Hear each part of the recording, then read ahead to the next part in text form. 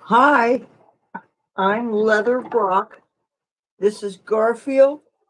Oh, and he's purring like a Greyhound bus. Welcome to my live stream. I can sit down a little bit, and you can see Garfield's pretty face. Uh, I don't know to expect a whole lot of people tuning in on a Easter Sunday afternoon. People probably eating dinner, but for all the people that take this as a very serious religious holiday, there's other people that are very secular, and there's people who don't celebrate that holiday at all, and they're hanging out. So, wherever you fall on that, hi, howdy, all that stuff. I really wasn't planning on going live today, but I already decided that if I happened to run into Garfield outside, I would go live just for the heck of it. And I had a little bit of makeup on and I went outside and somebody dropped off a bunch of wine glasses, or I guess they could be used as stem glasses for water or something. But I took 6 of them and I washed them because I like to hold the stem in my hand and I like to use them to drink juice out of or drink iced tea out of. Right? You're so pretty. Even though I really like my little faceted things. Who knows? I might end up just giving them away. But I wanted to be with my buddy. I really hate it when he goes out and it's drizzling rain and I catch him on different people's porches and they never make a bed for him. He's never on anything but the bare concrete. If he wants to get out of the rain, he's on somebody's porch. Sometimes I've seen him under parked cars. When it gets really cold stuff, he's never been taken in that I know of. There have been times when I didn't see him for like a week or two at a time. I think the most I didn't see him at one time, there was like a 3 week period of time. And during those times, I honestly sometimes worry the worst because a friendly cat that's out there in the elements that has a reputation as being known by people, and for all the people that seem to like him, you don't know about those who are not animal lovers and who just because uh, they don't talk about animals either way, but that doesn't mean that they might not have some ill intent. So he's been spending more and more time here just because he's around. He acted, he gave me attitude this afternoon. At first, I brought the Temptations. I never go out without him when I'm looking for cats now. And he was underneath a parked car and he was not responding. Matter of fact, he looked like he was going further away. And I opened up the thing and I threw one treat real close to him and he ate that. And I threw another closer to me, making like a trail my way along and ending in a pile where I could easily grab him. And after he ate the second one, by then he was close enough to me that I could grab him and I put the rest of the treats back in the bag.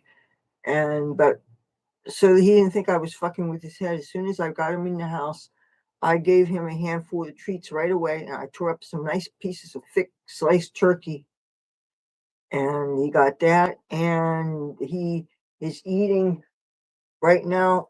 You see, he's eating. Okay, yes, that's sliced turkey there. That's ground up salmon in the white carryout container. He's been eating that on and off since he's been here. I've seen him drink water today. So I think he knows I treat him really well. I noticed 2 cans of cat food, partially eaten wet food of some kind, that was outside, not specifically on his street, but on an adjacent street. And I always worry about food being tampered with because there is a street that has a reputation for letting out poison. So many cats were killed on that street. At one point, I was feeding them. There was like at least 30 cats, and I was trying to set up a safe place to do set up some traps to do TNR. couldn't get neighbors to cooperate, and most people didn't speak English. And I was really warned in no uncertain terms by one of the neighbors to stop doing the feeding. And at first, he seemed like maybe he wasn't a bad guy because I thought I saw evidence of like a cat food bag or something on his property. But now I don't know. I haven't really been on that street in a couple of years because I just don't feel safe there. There's been gunshots there, and it's just doesn't seem to be a street that anybody has any need to go to unless they're specifically looking for crack and heroin and other things of that nature. So, right, Garfield, so you should stay off of there. He made me nervous when he left the my previous live stream. I never let him use that exit, and I feel very nervous whenever he is anywhere near traffic. It makes me very uneasy. I always cradle him in my arms whenever I'm walking along a city street. I Yeah, it makes me very nervous, and I know he has to occasionally cross streets because I've seen him very close to the boardwalk before. Uh, so I don't know just how far his range is. The gypsies on the boardwalk, some of them have pet him, and I don't know if they feed him. Just because people are friendly to him doesn't mean everybody feeds him. But I would really like to know who else, if anybody else takes him in, and if in fact I can get away with taking him when I get the heck out of here. Not the first trip. I certainly can't bring any animals with me when I'm going out to LA to take care of my business. But I mean, when I get the school bus and everything, I like to get him, and I like to get the heart-nosed cat. I have to work on getting the heart-nosed cat to let me pick him up, because so far, heart-nosed cats kind of skittish. They like each other. They sniff noses and stuff. Oh, I got a comment finally. Bye, Dazzle. Hi. Hello. How you doing today? I don't know if you guys can tell. I have a used but not really dirty towel on the ground here for Garfield so that he can relax on my floor in a place that's not dirty. And I want him to be as clean as possible. Because even though he's a street cat, I really believe that the ground he's on isn't as germy as this carpet is. And I want to keep him clean. I want to keep his paws safe. I always want to check, make sure there's no safety pins or push pins or anything he gets stuck on. I swept real good. You never know it because, yeah, this carpet's pretty nasty, but I'm trying to protect him. I changed the water before I brought him in today. He's a good boy.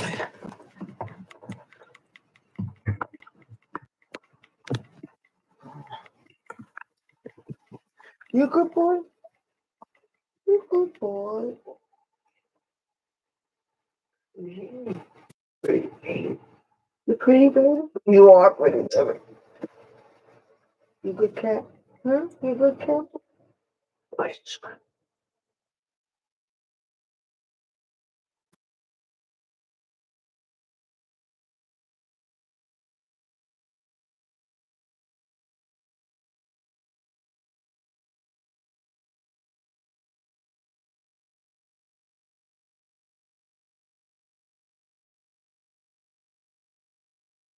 Love me? Yet? Well, how long do I have to take you in here and put you in code? You know. Of course, this is going to mean that this cat's going to get attached to me, and this is also going to mean that no matter when I leave this apartment, I will have no choice but to take him with me. And my mother, I have not talked to her about this. We've talked about she is finally accepted that she probably has a senior citizens building in her future. Okay. Not only her age, but her health problems and stuff. And since I'm her daughter and I'm also her caregiver, that means that I can be there even though I'm obviously not a senior. So, and she's planning on us getting a two-bedroom apartment, even though how that would be, the rent would be paid, I have no idea. But then again, if it's some kind of a Section 8, or I don't know if she would qualify for that or how that would be. Because this is like four different bedrooms, and it's like 1,400 a month plus whatever utilities are, which is at least that, and it's ridiculous. And if it wasn't for her Social Security, any other roommate, so this rent couldn't be paid. It's really ridiculous. And considering where we are and everything, and it's a 1.5 bath thing. So the other one, the bad roommate, he has full use of a full bathroom and everything. What my mother and I get can access most of the time. And when he is gone, it's usually not convenient for us. She's really having problems getting around, walking, reaching. She's popping her pain pills and stuff. But anyway, getting back to the senior housing, if I can get something with parking space covered, and if you know how you can't work on a vehicle when it's outside, because I guess the way it looks and everything makes messes and stuff. I'm thinking if it's my own legal parking spot and if I'm discreet about it, I can work on that bus to make it into what I want to make it. Do things like take the seats out and stuff. And as long as I can get that past whichever busybodies might be in charge of enforcing certain rules about uh, kind of use of public spaces, or I don't know. Because I have a feeling it's probably not totally within the laws. I have to do things as cheaply as possible. And rather than uh, have something that I just bought towed to some place where I work on it at my leisure, and meanwhile I have to trust that it's safe there, it's like basically paying for two parking spots because only one of them am I allowed to work on it. And of course, the cost of my having certain people like qualified electricians and people who are good with sewage and stuff for certain things that I'm going to want. I realize even though I don't like the idea of sewage hookups and all that stuff, I really would like a washer. Something about washing clothes. I'm so sick and tired of doing clothes by hand. I've been doing clothes by hand for decades, literally. And there's certain little things I don't mind washing by hand and stuff. And if all my clothes are like little mini skirts like this and stockings and garter belts and underwear and stuff, that's easy to wash. It doesn't take too much time to dry. But if you're talking about dungarees, jeans, sweatshirts, um, if you get a blanket dirty, what happens when I get my sleeping bags dirty? There's certain things like if you get a lot of cat hair and things, that's really hard to get uh, wash out without getting through everything. You know, and laundromats are so extremely expensive. And I know occasionally you can find an organization that'll do a free load of laundry every now and then. Like I got a place up the street to do a laundry load for me one time, and it was one time, and it was like blankets in it. It was big, and there was some towels. It was things that it was physically for me to wash at home. So I was really grateful for that.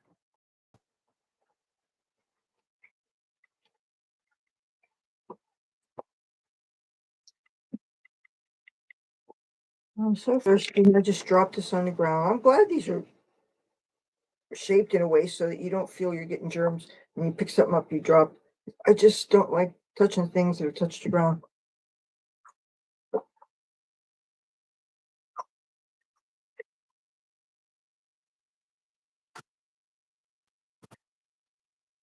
Oh, Garfield, such a good cat.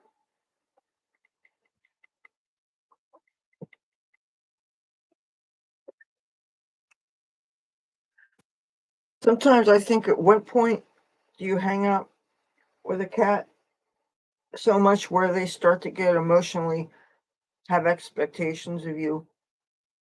And see, I have no idea what the rest of his life is. I don't know how much time he spends with other people. If there's somebody that tells me he's been feeding him for 8 years, but this is a guy that works for an agency that helps people.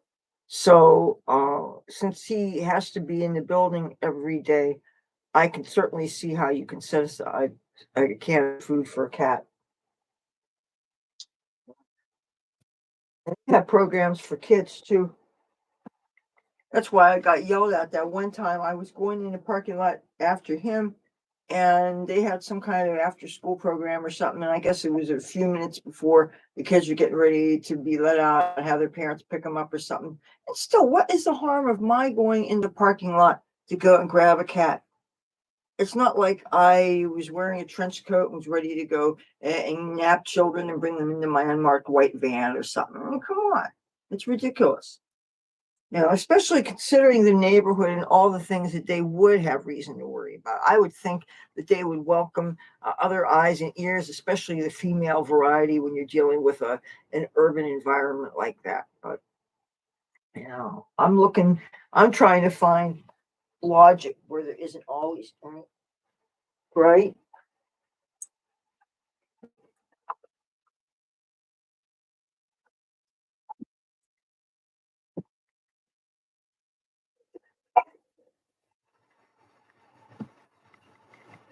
Oh, I was having some fun with this last night. My little sparkly light show toy. I find it if you put it in front of a mirror, it intensifies the light. So, matter of fact, I'm going to turn the overhead lights out now, and I'm going to see if you guys see this at all.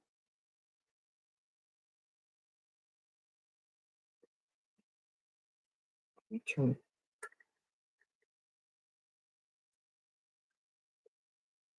No, I would like to put it on the other side instead of here. It has a USB thing, and it doesn't have a switch or anything. You just whichever port it sticks. Okay.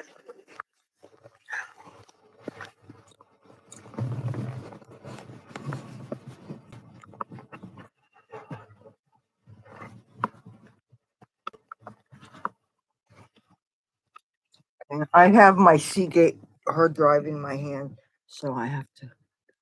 It's still hooked up to this. Okay. You see some lights?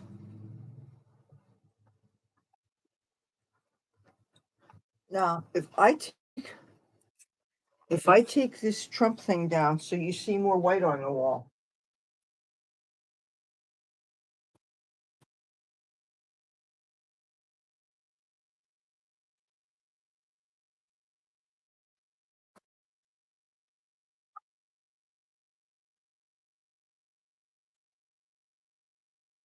Okay.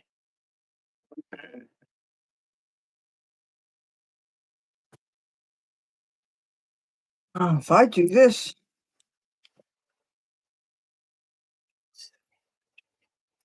you see if I light right up against the mirror, then, or I could put the thing back here. And oh shit! Oh, you guys, that was my Seagate drive.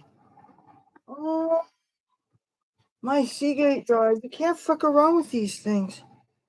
Oh, find it.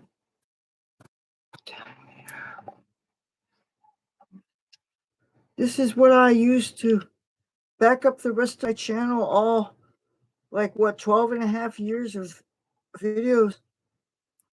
This is a 6 terabyte expansion drive.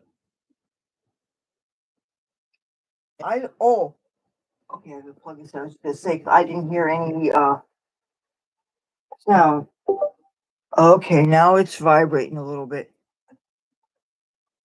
All right, I was concerned because I didn't hear anything. And this is, at first I thought maybe I was getting an SSD type drive. It didn't have any moving parts, but this actually does have moving parts. You can hear the spinning disc.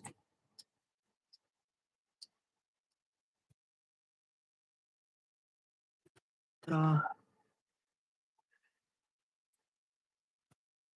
I don't even hear anything right now.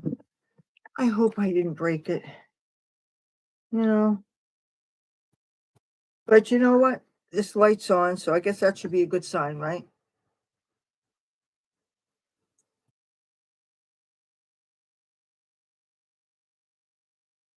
Well, you know what?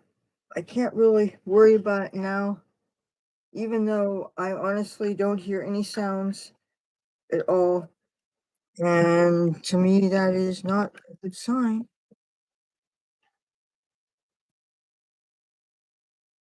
I'm going to pull this out. I'm going to put it back in. Oh, okay. And I feel a vibration. So to me, okay. And uh, I hear,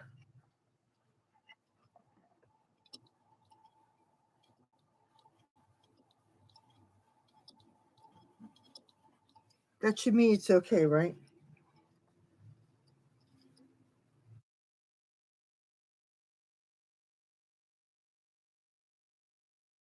Now it's stopped running. Well, you know what? I'm just going to keep it plugged in. And I will ask somebody about it later. There's nothing I can do about it right now. Ideally, I should just stop dropping it, but these things happen. Okay, I'm not going to keep this too long. They'll probably do family stuff.